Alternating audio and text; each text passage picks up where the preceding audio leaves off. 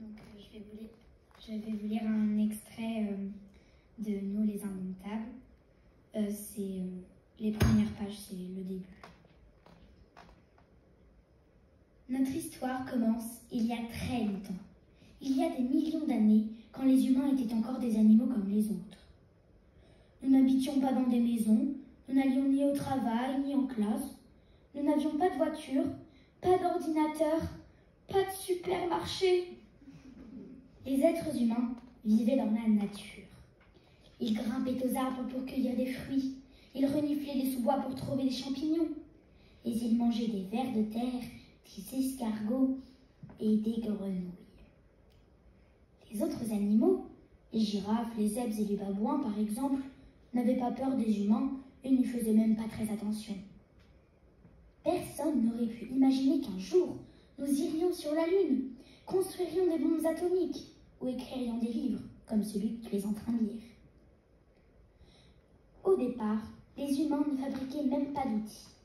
Il leur arrivait d'utiliser des cailloux pour casser des noix, mais ils n'avaient ni arc, ni flèche, ni lance, ni couteau. Les humains étaient des animaux relativement faibles qui détalaient comme des lapins devant les lions et les ours. Aujourd'hui, beaucoup d'enfants ont peur la nuit, parce qu'ils imaginent que des monstres se cachent sous leur lit.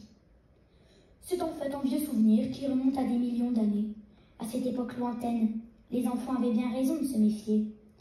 Il y avait vraiment des monstres qui risquaient de leur sauter dessus dans le noir. Quand on entendait un bruit, cela pouvait très bien être un lion qui avait un petit creux. Ceux qui se dépêchaient de monter dans l'arbre s'en tiraient. Ceux qui se rendormaient finissaient dans le ventre du lion.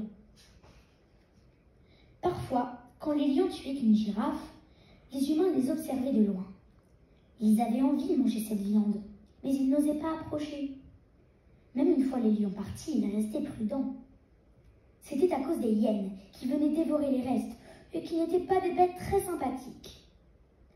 Les humains ne se risquaient à aller voir sur la pointe des pieds qu'à la toute fin, quand tous les autres animaux étaient partis.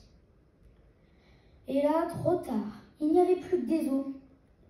Bon, tant pis, disait-il, et il partait cueillir des figues.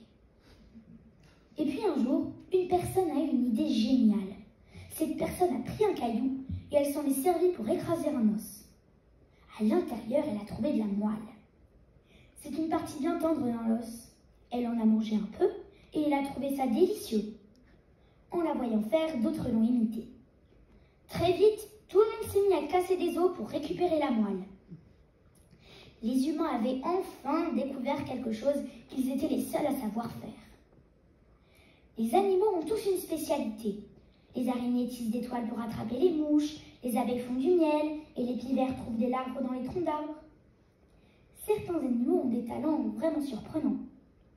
Les poissons nettoyeurs, par exemple, suivent les requins en attendant qu'ils aient fini de manger. Mettons qu'un requin croque un thon pour son goûter.